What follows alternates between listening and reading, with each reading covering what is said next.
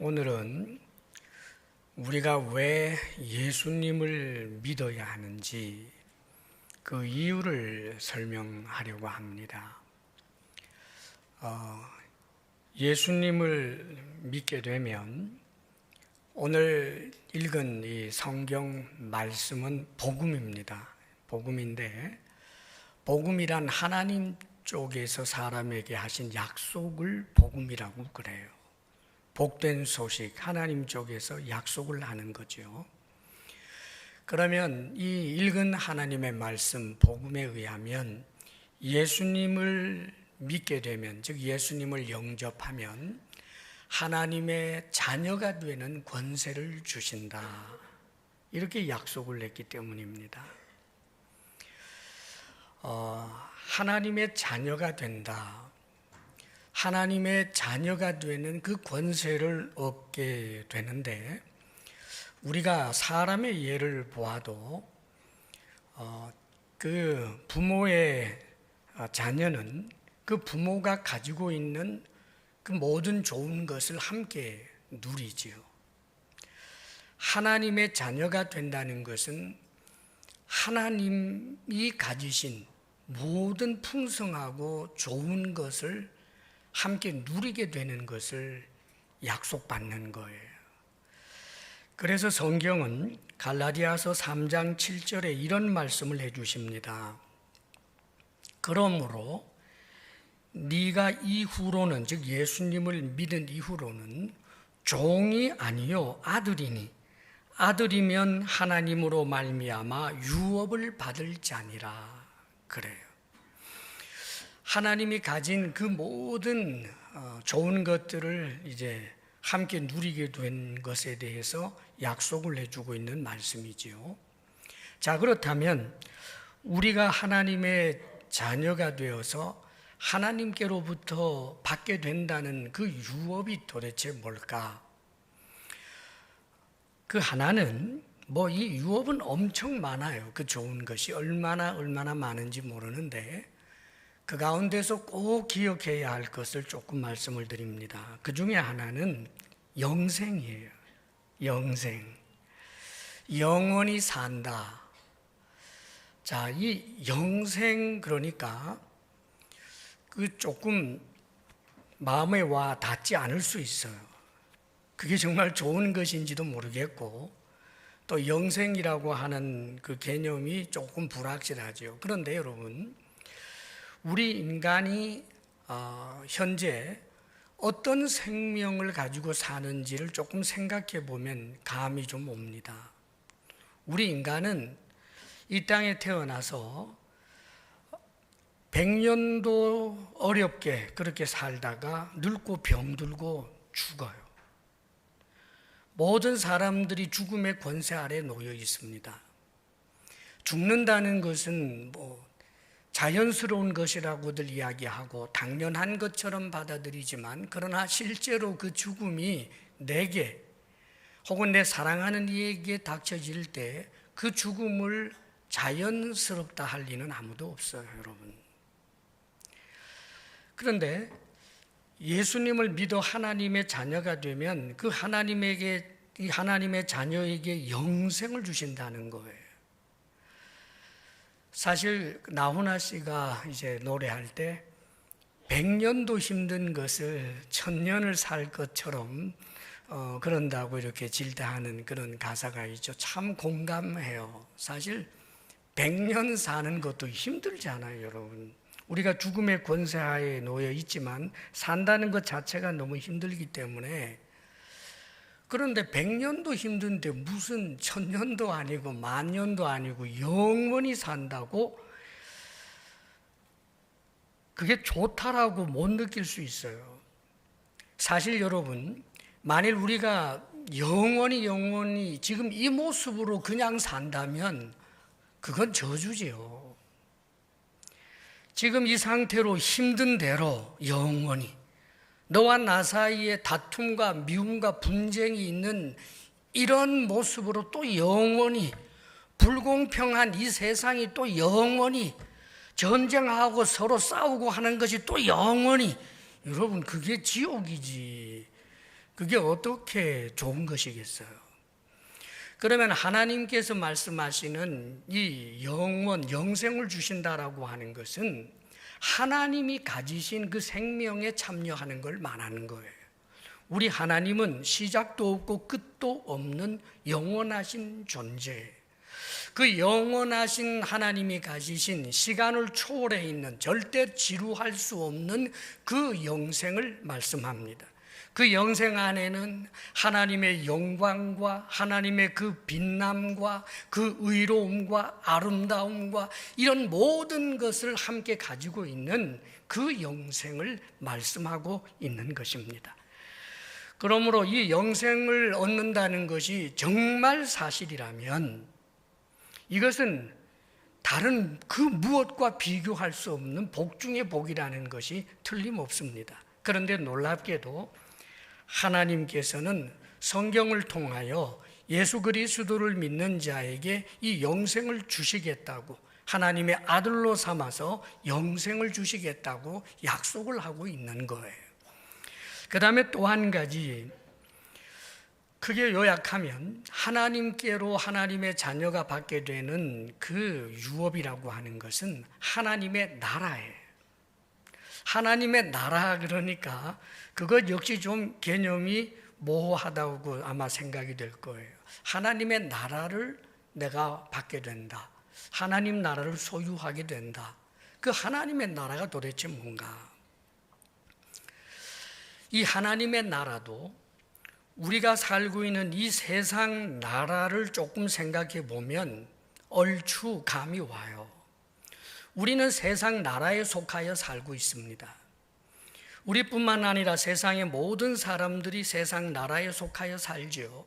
그런데 이 세상 나라가 모순이 많다는 것 아마 다 알 거예요. 얼마나 불공평한지, 얼마나 불공정한지, 차마 눈 뜨고 보지 못할 일을 저지르고 오히려 떵떵거리며 사는 사람이 있는가 하면 반대로 지극히 정말 억울한 일로 누명을 뒤집어 쓰고 그의 명예도 그의 자유도 구속됐다가 그렇게 죽어가는 사람들도 얼마든지 있고, 이 세상 나라는 계속하여 분쟁과 전쟁과 미움과 분노와 온갖 좋지 못한 것들이 얼마나 많은지 몰라요. 그런데 하나님 나라는 이 세상 나라와 달라서 거기에는 하나님의 의가 빛나고 하나님의 평강과 기쁨이 가득하고, 그리고 어떤 모순이 있을 수 없는, 그리고 나와 너 사이에 분쟁이나 미움과 다툼이 없는, 서로 사랑하고 내가 너로 인하여 기쁘고 너는 나로 인하여 행복하고, 그런 관계 속에서 영원을 누리게 되는 것이 하나님 나라예요. 근데 여러분, 우리가 하나님 나라에 들어간다, 하나님 나라를 소유한다라고 하는 것이 소위 사람이 죽고 난 다음에 어디 가게 되는 하나님 나라, 하늘나라, 이렇게 이제 생각하는 분들이 꽤 많이 있어요. 사실 세상의 대부분의 종교들이 죽고 나면 어딘가 좋은 데 가겠지, 막연하게나마 그렇게 덕담을 나누고 또 그렇게 소망하잖아요. 고생하다 죽었으니까 좋은 데 가셨을 거예요. 뭐 보통 그래요. 자, 그런데 이 하나님 나라라고 하는 것이 사람이 죽고 난 다음에, 그래서 그 영혼이 어딘가에 잘 알지 못하는 곳이지만 뭐 그런 곳에서 그저 너울너울 영혼들끼리 함께 사랑하고 뭐 평화를 누리고 그렇게 살게 되는, 우리가 현재 발을 딛고 살아가는 이 현실하고는 상관없는 그 어떤 세계, 그걸 말하는 게 아니에요.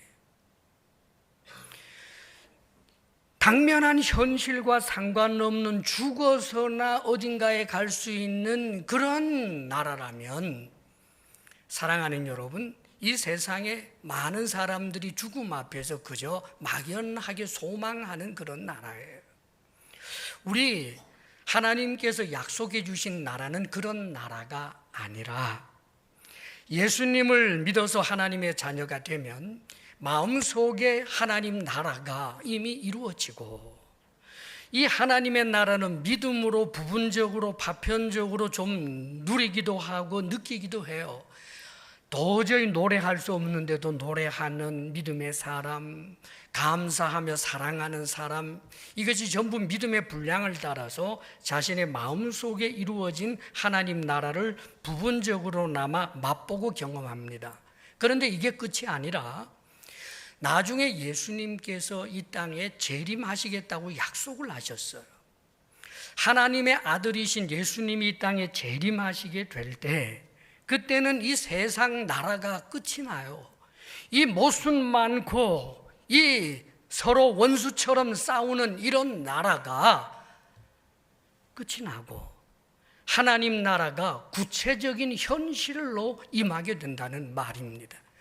무슨 개념 속에서, 상상 속에서 있는 그런 나라가 아니라 온 우주 가운데 충만하게 드러나는 현실로서의 하나님 나라가 오게 되는 거예요. 그런데 그 하나님 나라는 영원한데, 하나님 나라를 이루는 하나님의 백성이 100년도 못 사는 그런 존재여서는 어떻게 하나님 나라를 소유할 수가 있겠습니까, 여러분?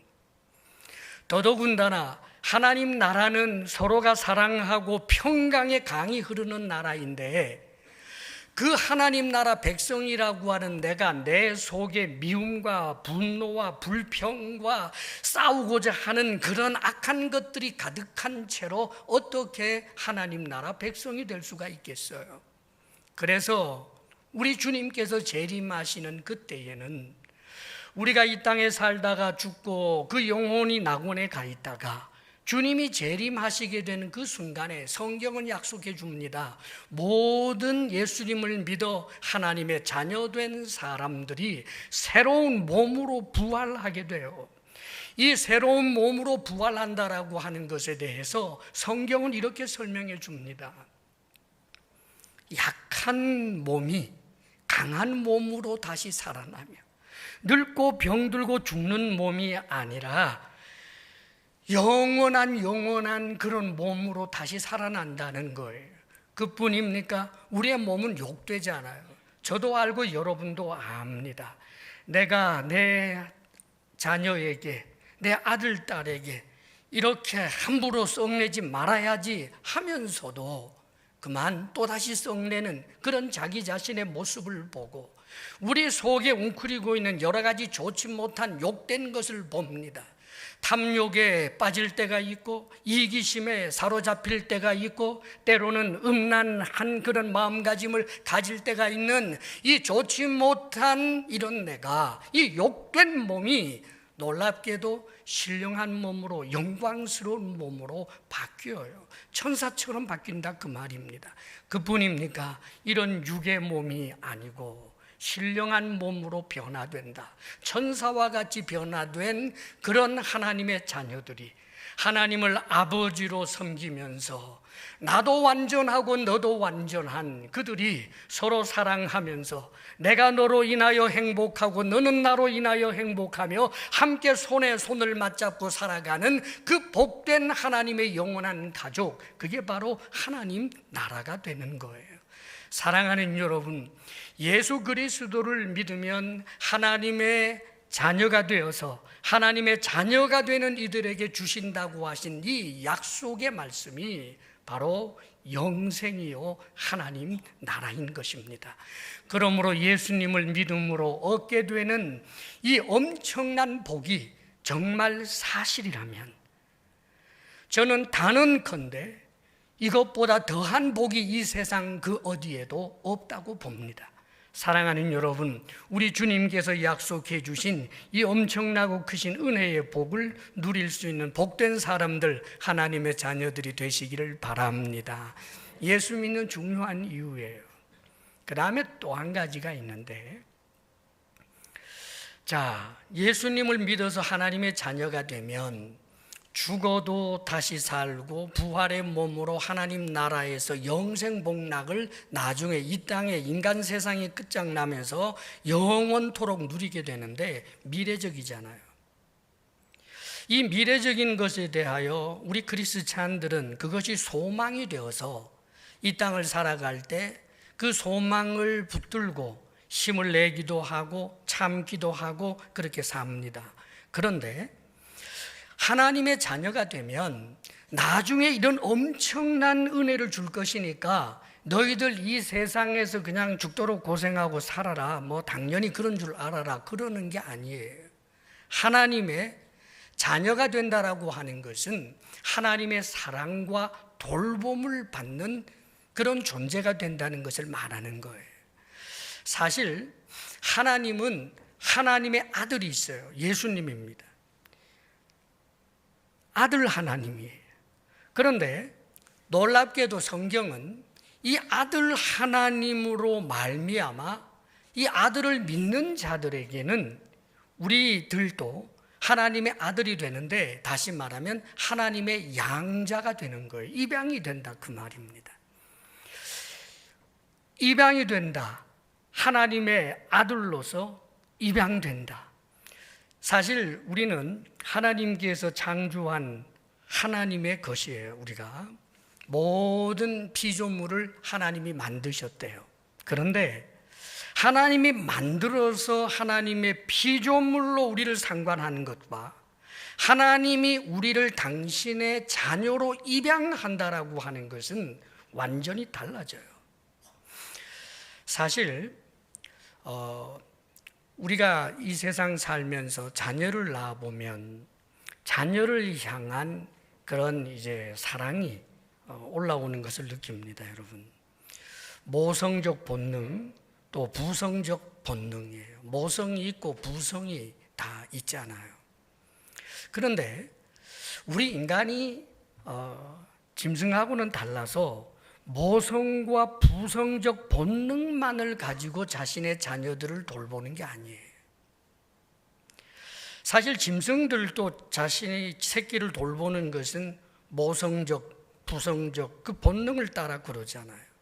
그런데 우리는 하나님의 형상을 따라 지음받은 존재이기 때문에 모성적, 부성적 본능뿐만 아니라 이 아버지와 아들이라고 하는 관계에 대한 인격적 책임을 지고자 하는 것이 있어요. 인격적 신뢰 관계라 그 말이에요. 때로는 우리의 이런 부성적 본능이나 모성적 본능도 우리 속에 있는 악한 것 때문에 이것이 훼손될 때가 있어요.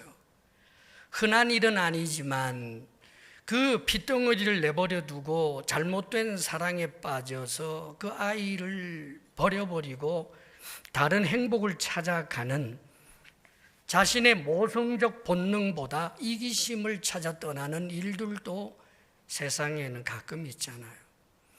아버지가 부성적 본능이 당연히 있어야 하는데 이 부성적 본능보다 자신의 야욕을 추구하면서 자신의 자녀들에게 생채기를 내는 그런 일들도 혹 있단 말이에요. 그런데 일반적으로 제대로 된 그런 부모님들은 모성 부성적 본능뿐만 아니라 내가 아버지인데 그래서 아버지이기 때문에 아버지로서의 책임의식을 스스로 생각하고 엄마이기 때문에 엄마로서 내가 양보해야지, 내가 오히려 줘야지, 내가 희생해야지 라고 하는 인격적 결단이라고 하는 것이 항상 따라와요. 짐승들하고 다른 점이에요, 여러분. 그런데 여러분, 하나님께서 우리를 양자로 이렇게 입양을 했다라고 하는 것은 하나님이 당신의 이름을 걸고 당신의 전 인격을 걸고 우리를 돌보겠다, 사랑하겠다라고 하는 약속인 거예요. 단순한 수많은 피조물 가운데 하나로 보는 것이 아니라 하나님이 당신의 사랑하는 아들로 삼아서 당신의 전 인격을 걸고 우리를 사랑하고 돌보시겠다는 겁니다. 그렇기 때문에 이 세상 살이가 우리가 얼마나 험하고 어려운지 잘 압니다. 오죽하면 산다는 것을 살아낸다고 그러겠어요.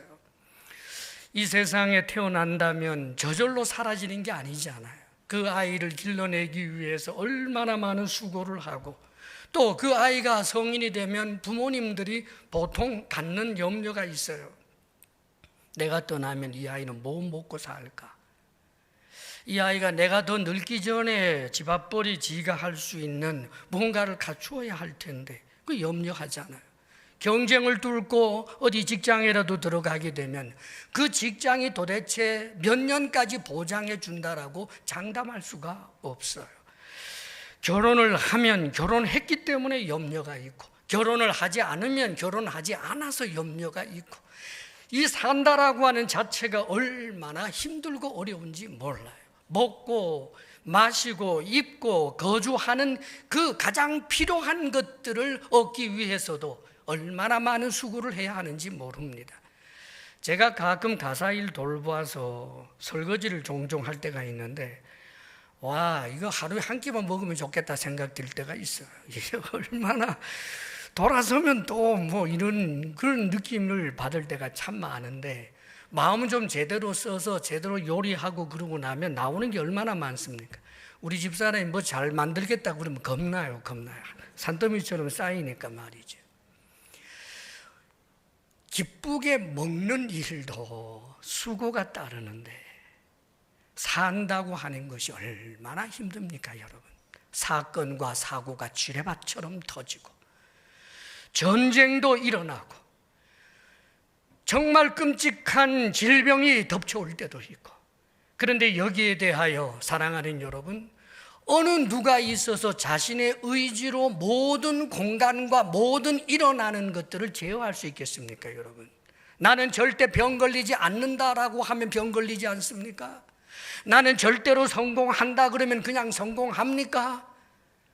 만만하지 않아요, 여러분. 그런데 하나님께서는 당신의 자녀를 사랑하고 돌보신다는 거예요. 전날에 우리 예수님 따르는 그런 하나님의 자녀들 가운데 정말 신분이 미천하고 가난하고 힘들고 어려운 사람들이 많았어요. 그러면 그들은 미래가 늘 두렵잖아요. 그런데 예수님께서 그들을 지그시 보시면서 이렇게 말씀하십니다. 참새 2마리가 동전 한 잎으로 살 수 있는 것 아니냐. 아주 싸고 하찮은 저 참새, 그 중에 한 마리가 땅에 떨어지는 것도 하나님이 허락하셔야 된단다. 하물며 너희들이겠느냐. 너희들은 이 세상의 모든 참새보다 더 귀하다. 너희들은 하나님의 자녀이기 때문에 머리털옥 하나까지도 다 세고 계신다. 또 성경 다른 곳에 보면 하나님의 자녀가 앉고 서는 것까지도 하나님께서는 지켜보시며 돕는다고 말씀합니다. 그렇기 때문에 이사야 49장 15절에 이런 말씀이 있어요. 여인이 어찌 그 젖먹는 자식을 잊겠으며 자기 태에서 난 아들을 긍휼히 여기지 않겠느냐. 그들은 혹시 잊을지라도 나는 너를 잊지 아니하리라. 하나님의 결심이에요. 당신의 이름을 걸고 하시는 결심, 내가 너를 돌보겠다. 내가 졸지도 않고 잠자지도 않고 너를 돌보아 주겠다라고 약속하시는 거예요. 성경에는 하나님의 이 신실함을 믿고 살아간 믿음의 사람 이야기들이 많이 있어요. 그들의 삶에 엄청난 우여곡절들이 많았지요. 나라가 망했는데도 불구하고 의미 있고 가치 있는 그런 멋진 삶을 살아낸 사람의 이야기도 있고, 가족들에게 미움을 받아서 내쳐졌는데도 불구하고 나중에는 오히려 그 가족들을 살리고 가족과 사랑하며 화해하게 되는 아름다운 이야기도 있고, 믿고 의지했던 남편이 죽어서 이제는 이 세상을 살아낼 만한 아무런 힘이 없는 그런 상태에서 하나님의 은혜를 구하는 하나님의 딸에게 하나님께서 은혜를 주셔서 이 땅의 모든 필요를 공급받는 사람의 이야기도 있고, 얼마나 많은 이야기들이 있는지 모릅니다.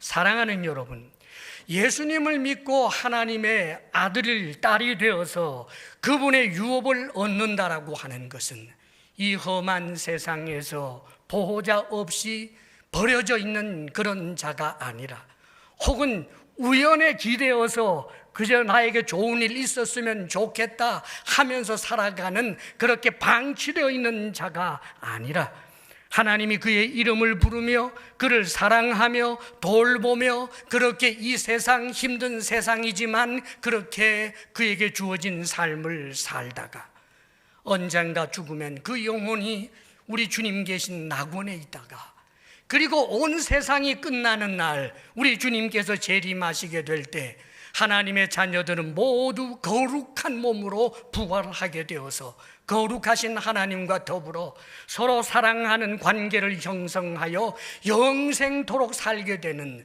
이 우주에서 가장 복된 사람들이 되는 것, 그것이 바로 하나님의 자녀가 되는 권세인 것입니다. 그러므로 사랑하는 여러분, 이 큰 은혜가 이 복음을 믿는 자들에게 주어지는 은혜라는 사실을 꼭 기억하시기를 바랍니다. 자, 그렇다면 우리 주님을 믿게 될 때 하나님의 아들이 되는 권세를 누리고 그 유업을 받게 되는 것이라면, 그렇다면 우리 주님을 믿지 않게 될 때 어떤 일이 일어날까요? 오늘 요한복음 3장 16절은 이렇게 말씀하십니다. 하나님이 세상을 이처럼 사랑하사 독생자를 주셨으니 그를 믿는 자마다 멸망치 않고 영생을 얻게 하려 하심이라 그러십니다. 하나님께서 당신의 아들을 세상에 보내신 이유는 세상의 모든 사람이 그리고 이 세상 자체가 멸망하기 때문입니다. 사랑하는 여러분, 우리 인간은 우리 스스로가 생각하는 것보다 훨씬 더 비참한 존재라는 것을 아십니까, 여러분? 우리는 구원받아야 할 비참한 존재예요.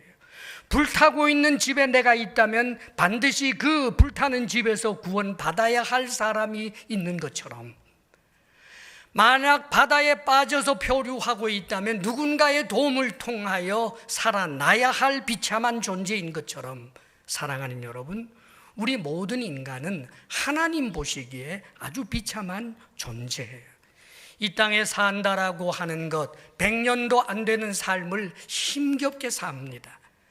그러다가 죽으면 사람들이야 좋은 데 가겠지 그러지만, 사랑하는 여러분, 성경은 사람이 죽고 난 다음에 일어날 일에 대하여 명백하게 밝혀줍니다. 한 번 죽는 것은 사람에게 정한 것이요 그 후에는 심판이 있으리니 라고 말씀합니다. 하나님의 법정에 선다는 뜻이에요. 우리는 하나님의 형상을 따라 지음받았기 때문에 인간들의 세상에서도 법을 어기게 되면 법정에 서서 그 법에 따라서 형을 받게 되지요. 그런데 놀랍게도 사람이 이 땅에 살다가 죽으면 우리를 창조하신 하나님 앞에서 우리의 삶에 대하여 평가받는 날이 반드시 온다고 그렇게 말씀합니다. 우리 예수님께서 4대 성인이라고 일컬어지는 우리 예수님께서 이 말씀에 대하여 얼마나 엄중하게 여러 번 강조해서 말씀하셨는지 몰라요. 사랑하는 여러분, 사실 우리가 예수님과 상관없이 하나님 나라에 우리의 능력과 힘으로 들어갈 수 있다면 좋겠지요. 하나님의 법정에 섰는데, 하나님 나 보시오. 내가 행한 일에는 잘못된 것이 하나도 없소. 내 마음속에는 더러운 것이 하나도 없소. 하나님이 보시면서 과연 그러하도다. 너는 네 능력과 너의 그 선함으로 하나님 나라 백성이 되는 것을 내가 허락하노라. 그럴 수 있는 자가 하나도 없다고 성경은 말씀합니다. 의인은 없나니 하나도 없도다. 상대적 의인을 말하는 것이 아니라 하나님 앞에 스스로의 능력과 스스로의 힘으로 자신의 의를 주장하여 자신의 능력으로 하나님 나라에 들어가고 영생을 쟁취해낼 수 있는 사람이 하나도 없다는 것입니다. 왜 하나님께서 당신의 아들 예수님을 보냈을까요? 인간을 너무나 사랑하는데 인간은 비참하고 그 비참함에서부터 스스로 벗어날 수 없기 때문입니다. 늙는 것을 이겨낼 수 없어요. 병드는 것에 대하여 언젠가는 그 병에 의하여 완전히 발목 잡혀요. 죽어야만 합니다. 죽고 난 다음에 하나님 앞에 의롭지 않기 때문에, 그리하여 하나님과 더불어 살 수 없는, 하나님 나라에서 함께 살 수 없는 존재로 그렇게 자리매김할 수밖에 없는 자, 그를 일컬어서 지옥 백성이라고 하는 거예요. 사랑하는 여러분, 우리가 하나님 나라에 들어간다라고 하는 것이 어떻게 가능할까요? 가끔 무슨 그 국회나 이런 것 할 때 보면 막 나와서 이렇게 의견을 말하고 그런 이제 의원들 볼 때가 있잖아요. 근데 어떤 분들 그러더라고요. 내가 저 자리에서도 저보다는 잘하겠다, 막 그래요. 그렇죠. 막 어떤 때는 국회에 가서 정말 멋진 이야기를 좀 하고 싶지. 근데 자격이 없잖아요. 파주시를 좀 더 멋지게 좀 그렇게 이 시정을 돌볼 수 없나? 그러나 여러분, 시장님 자격 없잖아요. 그 자격을 갖추어야 되잖아요. 누군가에 의해서 자격이 주어져야 그게 가능하잖아요. 그런데 하나님 나라를 사랑하는 여러분, 내가 이만하면 되었다고 주장하면 들어갈 수 있는 것입니까? 내가 스스로를 의롭다라고 하면 하나님도 의롭다고 그렇게 꼼짝없이 응답해 줘야 하는 것입니까?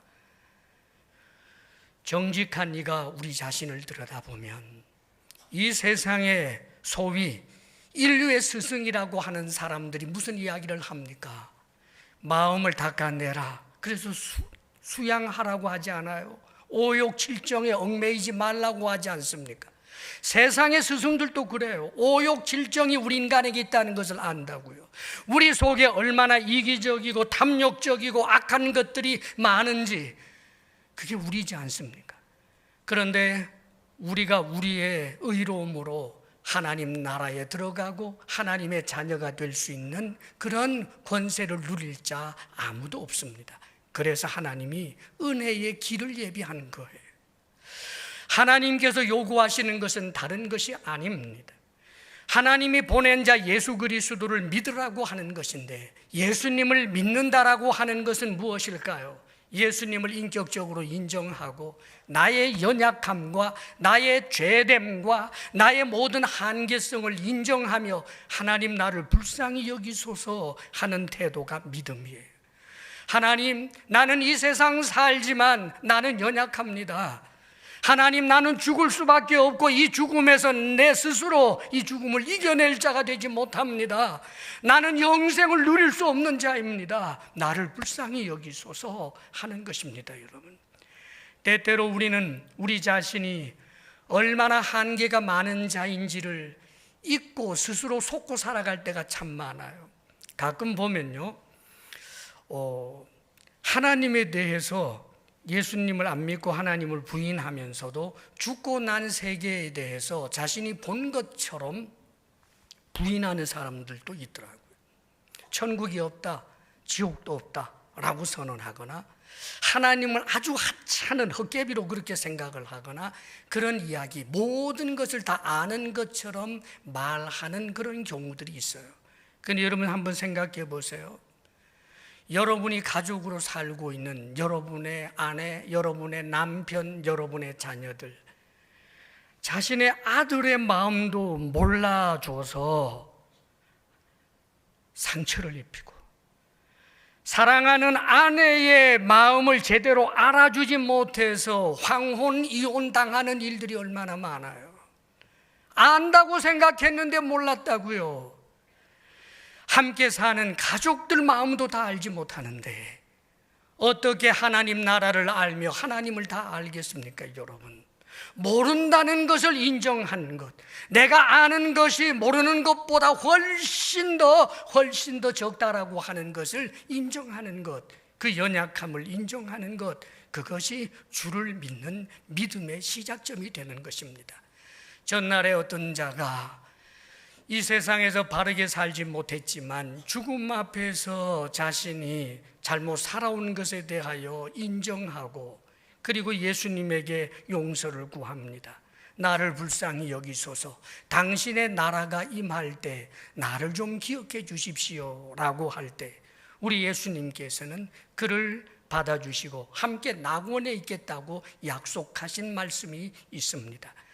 사랑하는 여러분, 예수 그리스도를 믿는다는 것은 어려운 것이 아닙니다.